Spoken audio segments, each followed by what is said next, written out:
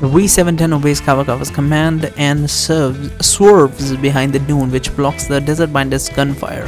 The bandits' bullets stir up a haze of white sand, obscuring their vision and disrupting their flotilla's formation. Chief, the desert bandits have changed their attack strategy. There are several guerrilla boats approaching. Let's show them what we've got. It's time for the V-710 to become a battleship again. Use long-range firepower to defeat pursuing enemies. Survive for 90 seconds. Okay, I guess it doesn't even matter. You just have to use long range, right? Sure, I'll do this and be back. Looks so odd. Like, it looks like they're falling on the ground, but they're clearly so up above the ground. Makes no sense, but whatever. I mean, it's level 5, so it's super easy combat, but yeah. Good going, Kawakawa! You got guts. I hereby declare you are now the 4th member of Team Hella of the MVCC Special Combat Force!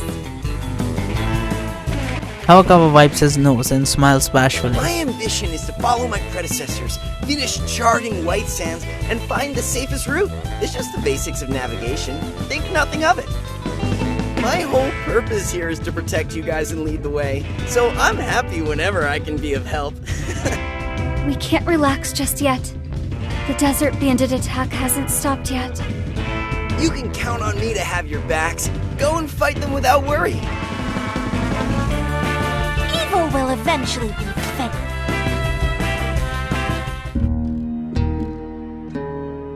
And that was FAC 102. Now let's get into FAC 103. There's a sand embrace. Sand embrace, alright. I guess we're falling down. In the depths of the white sands, terrifying monsters emerge from the ground, bringing omens of disaster and chaos that are destined to ensnare you. Come grab a drink with me when it's done. Team Hella has snatched its first victory! And the MVP is Captain Hella! You technically don't even have a ranged attack, so you didn't hit shit. Damn! How did they turn around? They can't beat us, so they flee like cowards!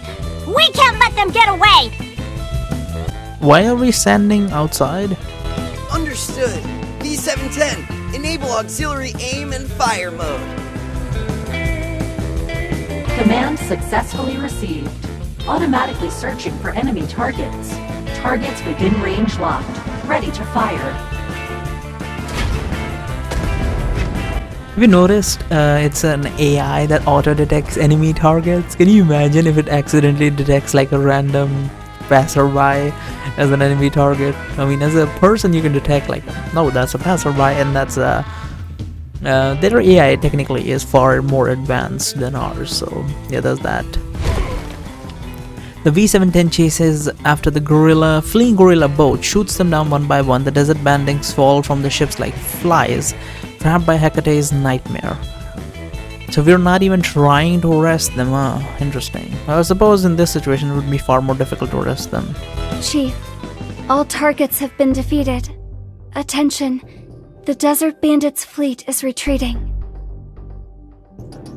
This victory is too easy. Your gaze at the fleeing enemies, wondering to yourself, how did these easily beatable desert bandits make so much trouble for this city? Chief, if we stop chasing them now, the target fleet will escape. I think we should let them escape. What are you hesitating for, dummy? Even if we get ambushed by more desert bandits, they would be no match for the V-710. No, that's a horrible idea. Ambushes could happen. Information and knowledge on White Sand in this city is limited. The files given to you by the Outland Affairs Bureau also have no conclusive data about the desert bandits. You cannot guarantee a victory if you continue the chase. Kawakawa, is the direction in which they flee a safe route? Let me see. Huh? This direction seems to have no existing routes. Let's not make any rash moves. The first priority of navigating White Sands is to make sure the route is safe. V-710, retrieve satellite imagery of the area that the desert bandits are fleeing towards. A sandworm image. A satellite imagery appears before your eyes. The scenes depict make all of you gulp and shudder. Sandworm images sent by satellite. These eerie worms look like giant earthworms. They wriggle their way in white sand with their sharp shell and mouth parts. So did they accidentally go that way? Highly doubt it. I think they're probably trying to lure us there so that they can get us attacked by this thing. Ugh. What are those disgusting worms? Oh gosh, I'm getting goosebumps all over. Those are sandworms. They are the most commonly found creatures in white sands, and usually live underground. Then why did they come to the surface? Just taking some fresh air? Oh no! According to my grandpa's records, when sandworms show signs of mass agitation, it means the tide of ashes is going to arrive. Well, what perfect timing. I guess we can get another ash crystal. We'd better find shelter now and hide from the tide of ashes. Otherwise, if we are caught in the storm, everyone's life will be in grave danger. Can we not reach the place we're trying to reach?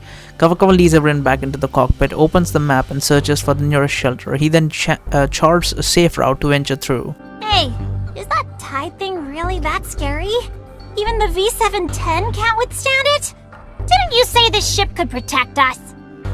The V710's hypercube force field can indeed protect us while navigating through sandstorms. However... Kawakawa pauses and raises his head. His childlike face is twisted into a frown, causing everyone to worry. If we run into the tide of ashes, then it's a whole different story. Isn't that just a big sandstorm? What's the difference? In the depths of the tide of ashes, there is an unknown horror. The Apostle of Ashes. That's the big giant bug you usually fight in the mini events. The Apostle of Ashes. Kawakawa flips open his notebook, shows you a pencil sketch. What am I looking at? Those look like titans from Attack of Titan. That's clearly not what the ashes of whatever it looked like. Those look like titans, clearly not like the bugs that I was talking about. An old sketch with some indescribable human-shaped figures on it. The figures are going forward in a team in white sand. Some small handwriting are on top of it. They're like messengers of the host, searching for confused believers, bringing them into the tide to death.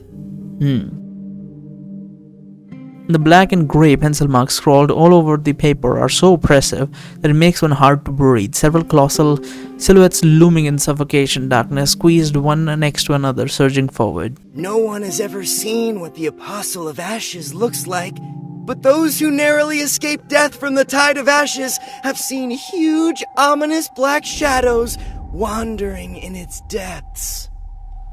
The survivors describe them like this. They are like messengers of the gods, searching for lost followers, leading them to their deaths in the tide.